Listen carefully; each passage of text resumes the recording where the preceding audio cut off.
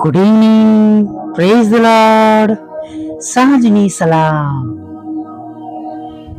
પ્રભુ ઈસુ આપ સર્વને પુષ્કળ આશીર્વાદથી ભરપૂર કરો. Hallelujah, praise the lord. ખરેખર આપણી પાસે એવા ઈશ્વર છે, આપણા પ્રભુ છે, એવા પરમેશ્વર છે, જે એકલા જ ઈશ્વર છે, જે એકલા જ પ્રભુ છે. ના તેમની પહેલા, ના તેમના પછી, જેમની કોઈ શરૂઆત નથી અને જેમનો કોઈ અંત નથી. Hallelujah, praise the lord. અને જેઓ મરણમાંથી જીવતા થયા છે અને સદાને માટે જીવતા થયા છે, એવા દેવના ભલા પુત્રના લોહીમાં તમે અને હું ખરીદાયેલા છે. Hallelujah, praise the lord. માટે બીએ નહીં, ગભરાઈએ નહીં. આજે સવારની જેમ અત્યારે પણ કહીશ કે બધું આપણું સાંભળે છે, સારું કરે છે એટલે ઈશ્વર નથી, પણ ઈશ્વર છે, એ પ્રભુ છે કે જે એકલા જ ઈશ્વર છે, અને માટે એમને બધું શક્ય છે, નહીં? હાલેલુયા. જેમ સારાને પૂછવામાં આવે છે નહીં કે શું યહોવાને કશું અશક્ય છે? Hallelujah, praise the lord. યુના કહે છે કે મેં મારી વિપત્તિને લીધે મેં યહોવાને વિનંતી કરી ને તેમણે મને ઉત્તર આપ્યો. આજે પણ, અત્યારે પણ, હમણાં પણ એ જ ઈશ્વર છે. અને જો નવા કરારમાં આપણે જીવીએ છીએ, વિશ્વાસ કરીએ છીએ, તો આપણી પાસે તો ઈશ્વર પિતા, ઈશ્વર પુત્ર અને ઈશ્વર પવિત્ર આત્મા છે. હાલેલુયા. તો આપણે તો બીવાની, ગભરાવાની જરૂર નથી. હાલેલુયા. આપણે માટે ત્રિએક પિતા છે. અને આપણા ઉદ્ધારક તારનાર પ્રભુ વિશે આપણને કહ્યું છે નહીં કે જે કંઈ તમે મારે નામે માંગશો એ તમને આપવામાં આવશે. માટે બીએ નહીં, ગભરાય નહીં. આજે પણ એ જ ઈશ્વર છે. હાલેલુયા, કે જે આપણી પ્રાર્થનાઓ સાંભળીને આપણને ઉત્તર આપે છે. Praise the lord. એવું ક્યારેય નહીં બને. હા, ઈશ્વરની ઈચ્છા પ્રમાણે સઘળું બને છે. સમય માંગે છે, ધીરજ રાખવી પડે છે. હાલેલુયા. અને તેમના ધોરણ પ્રમાણે જીવવું પડે છે. મોજ શોખને માટે નહીં, કે અથવા કોઈ એવી ખરાબ બાબતોને માટે જો માંગીએ છે તો નથી મળતું. પણ જેઓ પ્રભુ ઈસુ ખ્રિસ્તના નામ જીવી રહ્યા છે, તેમની પાછળ ચાલી રહ્યા છે, તેડાઈ રહ્યા છે, તેમના સંકલ્પ પ્રમાણે બધું સારું થનાર છે. તેમના બાળકો ઉપર, તેમની પાછળ ચાલનાર, વિશ્વાસ કરનાર સર્વ લોકો માટે સગળું સારું થનાર છે. હાલેલુયા. અને સૌથી મોટી બાબત તો એ છે કે આપણે અનંત જીવનમાં પ્રવેશ કરવાના છે. આપણું તારણ થયું છે. જ્યારે ઘણા બધા એવા આત્માઓનો નાશ થશે કે જેમણે પ્રભુ ઈસુ ખ્રિસ્તને દેવ તરીકે કબૂલ કર્યો નહીં, જેમણે જે બાબતો છોડવી જોઈએ છોડી નહીં, જેમણે ઈશ્વરનો અનાદર કર્યો, એ લોકોને આપણે જોઈશું કે કેવી પરિસ્થિતિ થનાર છે. પણ આપણે પ્રાર્થના એ કરીએ કે એવા સગળા લોકો પણ પ્રભુમાં આવે. હાલેલુયા. દરેક જીભ કબૂલ કરે ને દરેક ઘૂંટણ નમી જાય કે પ્રભુ ઈસુ ખ્રિસ્ત એ જ દેવના દીકરા છે. હાલેલુયા. કોઈનો નાશ ના થાય. માટે યોહાન 3:16 પ્રમાણે પ્રભુએ તેમના વહાલા દીકરાને આપ્યા છે. હાલેલુયા. પણ જેમ પ્રકટીકરણમાં છેલ્લે લખવામાં આવ્યું છે એ પ્રમાણે આઇડલ વર્શિપ અને એડલ્ટરી જેમણે છોડી નહીં, તેમને માટે બીજું મરણ છે. આપણને બીજા મરણના ડંખમાંથી આપણને બચાવી લેવામાં આવ્યા છે. હાલેલુયા. અને એના માટે આપણે ખરેખર સ્તુતિ કરીએ, ખરેખર આભાર માનીએ. બાકી તેઓ બધું જાણે છે. નવા કરારમાં આપણે જોયું છે પ્રભુ ઈસુના જે મિરાકલ છે, ચમત્કારો છે, એમાં પ્રભુએ અલગ અલગ રીતે જાણે તેમની ઓળખાણ આપી છે. નહીં, કોઈ જગ્યા પર આઈ સ્પેશિયાલિસ્ટ છે, કોઈ જગ્યા પર ફિઝિશિયન છે. Hallelujah, praise the lord. અને ઘણી બધી રીતે તેમણે બધાને સાજા કર્યા છે. માટીનો ખાધો કરીને પણ સાજા કર્યા, અને આજ્ઞા કરી એ પ્રમાણે કર્યું, એ પ્રમાણે પણ બન્યું. સ્પર્શ કરીને પણ સાજાપણું આપ્યું, અને ખોરાક પૂરો પાડ્યો.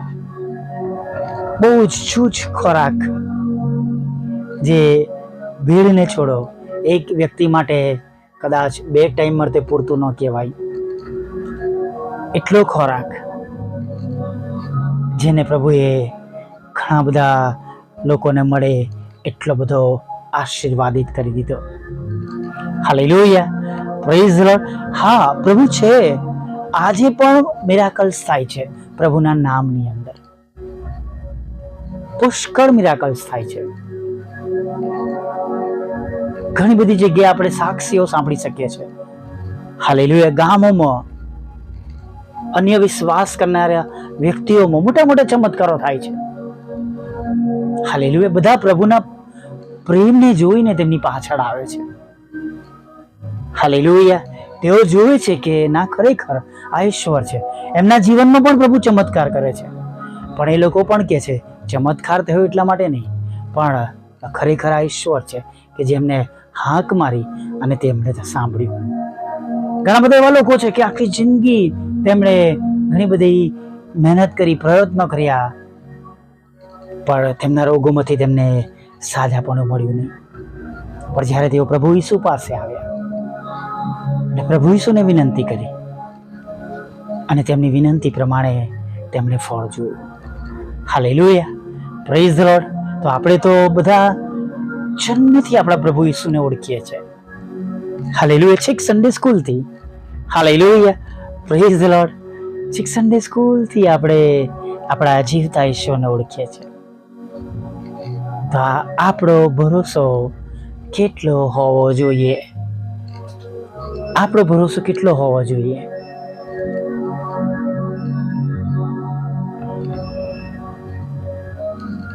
જો વિશ્વાસ કરીશું તો ઈશ્વરને પ્રસન્ન કરી શકીશું. જો વિશ્વાસ કરીશું તો દેવનો મહિમા જોઈ શકીશું. અને જો વિશ્વાસ કરીશું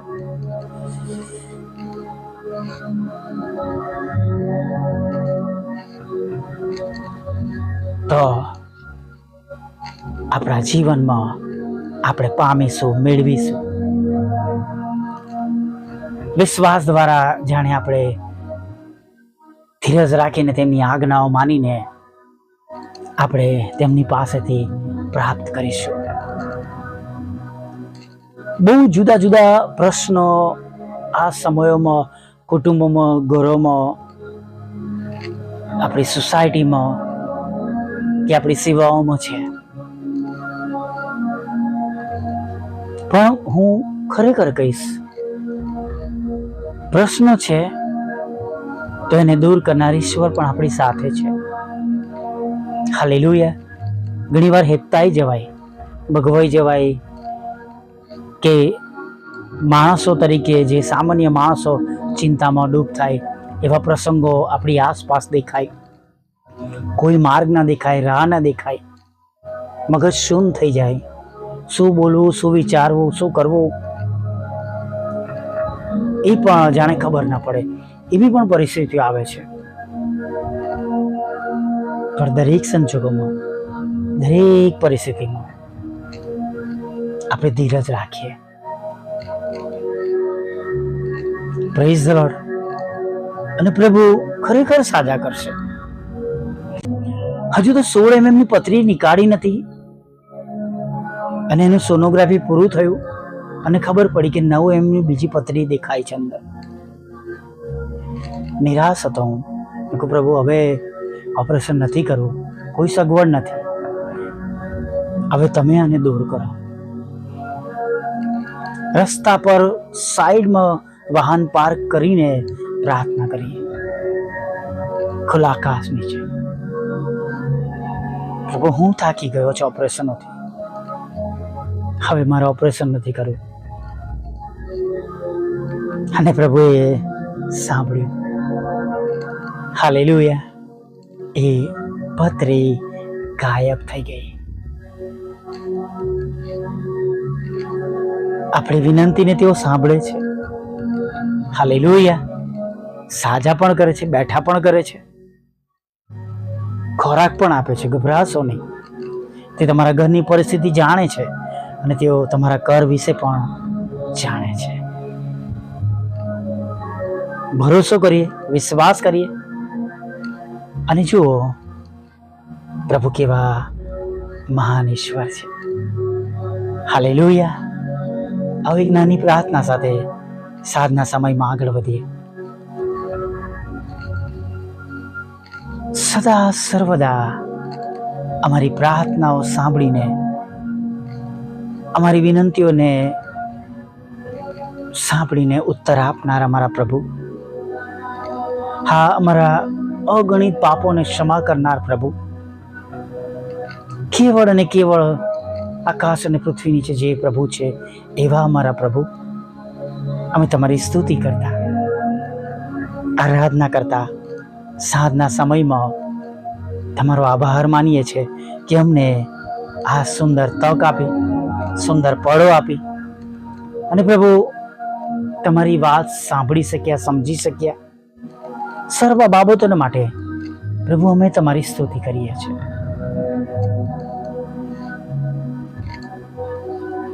હા પ્રભુ, આભાર માનીએ છીએ, તમને થેન્ક યુ કહીએ છીએ પ્રભુ. તમને થેન્ક યુ કહેતા પ્રભુ તમારા ચરણોમાં નમી જઈએ છીએ.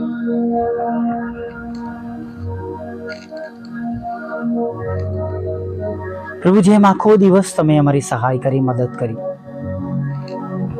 હવે સાંજના સમયમાં પણ તમે અમારી સાથે રહેજો, અમારી સંભાળ લેજો, અમારી કાળજી લેજો પ્રભુ. અમારી ચિંતા દૂર કરજો.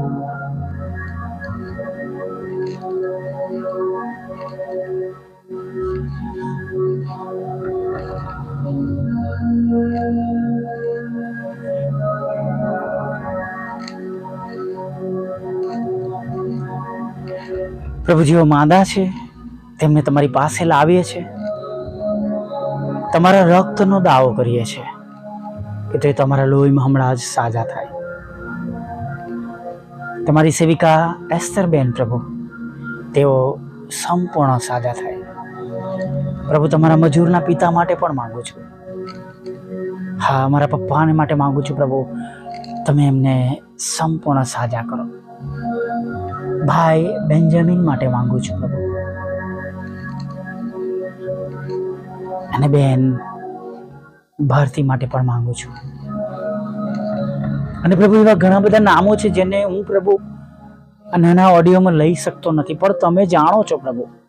જેઓ સાંભળી રહ્યા છે બધાને પ્રભુ તમે ઓળખો છો, તેમની જરૂરિયાતો, તેમની ચિંતાઓ તમે જાણો છો પ્રભુ.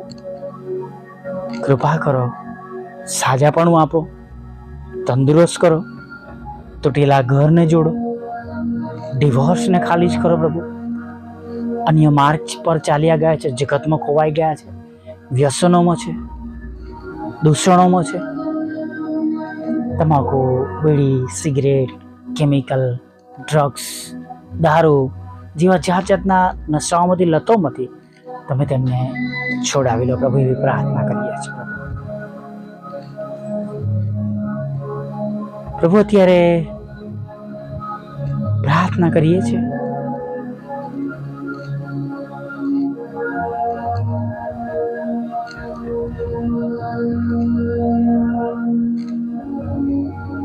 જેમને વિદેશ જવું છે પ્રભુ, તેમના માર્ગોને તમે ખુલ્લા કરો.